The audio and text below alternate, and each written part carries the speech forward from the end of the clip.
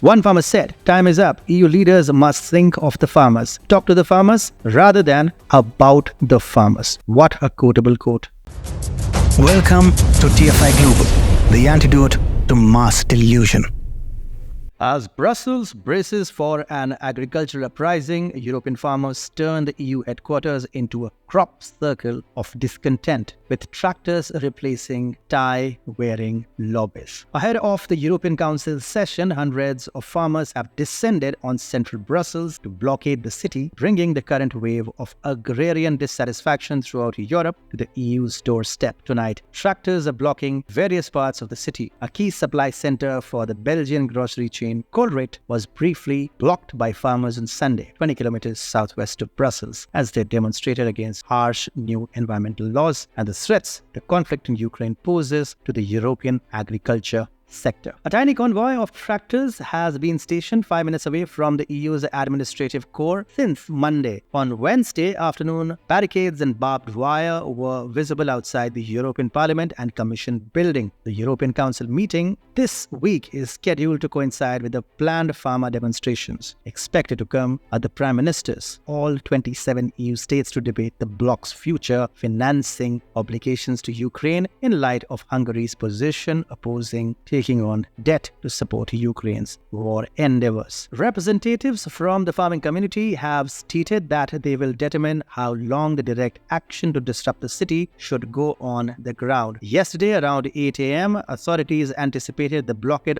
of the European Quarters Center. One farmer said, "Time is up. EU leaders must think of the farmers, talk to the farmers rather than about the farmers." What a quotable quote. On Wednesday, Lithuania and Italy became the most recent nations to witness farmer protests. Farmers contend that Europe's agriculture sector is in dire need of rescue from the damaging impacts of the EU's green transition and low-cost imports from nations not bound by EU laws. There are indications that the wave of farmer protests shook European cities and had a quantifiable impact on EU policy. Following farmer protests, the Macron government in France retracted its support for the Mercosur trade pact with South America, while the Commission just conceded nominal ground on severe new rewilding edit. What's fueling this widespread protest among farmers in Europe? The root cause lies in repercussions of the war in Ukraine, which has become a headache for European farmers, prompting them to take a stand. It's not just the farming community. Truckers and transporters are also joining forces in a united front against the EU. In the not-so-distant past, the Netherlands witnessed a farmer uprising with 40,000 agricultural warriors flooding the streets in protest against the government's ambitious emission reduction plans. The proposal aimed to cut nationwide pollutants by 50% by 2030, forcing Dutch farmers to downsize their livestock herds, cease operations, leading to a clash that resonated across Europe. As tractors blocked highways, the protest spread like wildfire, reaching Poland, where truckers amplified the disruption. This unrest affected Ukrainian exports, causing a significant slowdown and even complete halts at certain border checkpoints. Polish truckers, frustrated by what they perceived as Ukraine backed by the EU stealing their jobs through cheaper transport services, blocked road crossings since November. The repercussions echoed beyond borders, impacting Ukrainian exports and intensifying the simmering discontent. The rebellion did not stop at the Polish border. It marched into Germany. German farmers bundled up against January's chill, revolted against Chancellor Olaf Scholz's austerity measures, particularly the slashed diesel subsidies and tax breaks for agricultural vehicles. Thousands converged on Berlin, disrupting highways and sending a clear message that they won't bear the brunt of budget